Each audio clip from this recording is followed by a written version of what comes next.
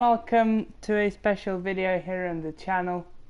This is Rodolfo here, and today I'm going to be doing a custom tactic tutorial and kind of share my custom tactic that I use.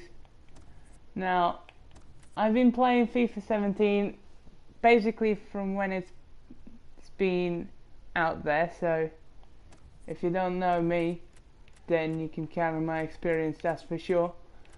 And I've been playing FIFA since FIFA 7 basically, so yeah, you're in very good hands. So for the custom tutorial, for the custom tactics tutorial, there are the instructions. So I use a special kind of formation. I use this one, the 4-2-3-1 wide, and the narrow one. I use where is it? I use the 4-1-2-1-2. That is wide. Sometimes I also use the narrow, but not that much. I use the 4-3-3 holding formation and the 4-3-2-1. Reason for that, I always like 4 at the back. I feel that is the perfect amount of defenders. You don't need more, you don't need less. But you can go with your personal opinion. Now, when I normally go to edit the instructions, normally on wingers I always tell them to get in behind and get in the box for crosses and free roam. That's for both wingers, alright? That is mainly because I like them to push forward. I don't want them to be coming back. Now, when you only have one striker in your formation, you just leave him. When you have two, you normally put one as a target man, more of the beefy kind of player, and then the smaller kind, a quicker player, then you put in to get in behind. Or if he's a technical genius, like I have here in Jaden Hendricks, in the form of Jaden Hendricks, then you play him as a false 9. So, central attacking midfielder, always get in the box for crosses, free roam. Now, defensive midfielders or central midfielders, normally the more defensive guy will stay back, and then the more attacking guy, you'll tell him to get forward. When you have two balanced, like I have now, in the form of Dan Hendricks and Ricardo Brignola, then you leave it at default. It's good enough. Now for wing backs, both I like them both to be overlapping. Now for the more more narrow formations, especially this one, you want your wingers here on the kind of false 9 position, left and right forward. You want them to kind of drift wide, and you want them to get in behind. Same with this guy.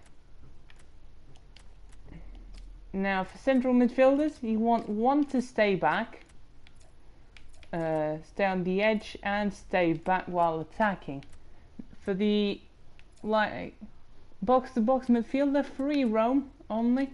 You don't set him to go out for crosses like the attacking midfielder, and the attacking midfielder has the freedom to get forward.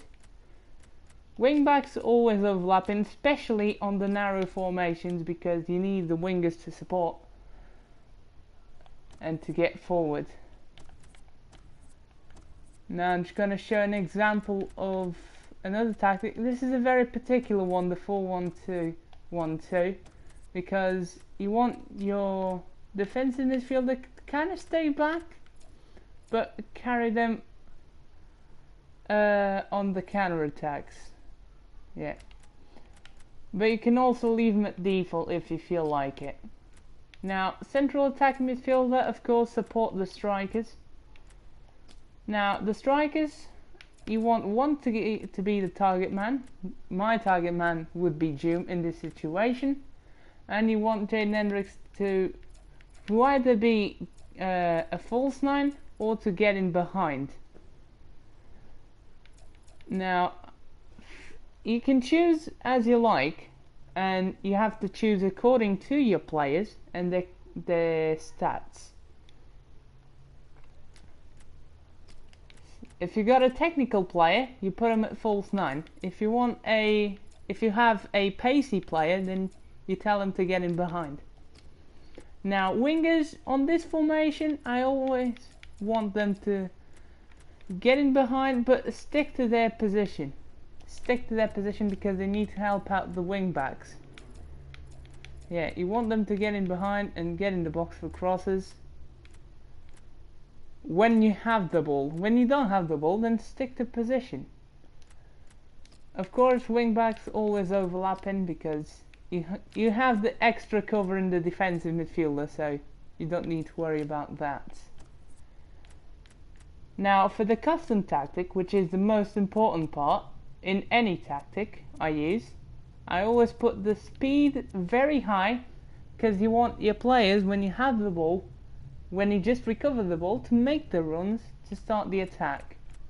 It's a very kind of counter-attacking style. Then as soon as you get a chance to cross or shoot, then you just do it because it's a bit overpowered in this game. You want the build-up play to be organized, because if you lose the ball, then you're not caught on the back foot, and then you still have the players in their position, so you don't need to worry about that. About chance creation, that is for the final third of the pitch only. Then you can do it on freeform, and I recommend it that way because the freeform allows the players to switch positions in between the attacks, and that will confuse a lot of the defenses. So that is good. That is good for your attack. Gives you more unpredictability, especially. Now for defense, I always stay very deep, because if you run with a player, then you can always try and tackle, but you want the rest of the players to stay behind to cover the other players. So that is what I put here, so that my defenders don't actually go all forward at once. And yeah, that is it. Very quick tutorial, I know, but I hope you enjoyed it. I just wanted to make a special video for you guys.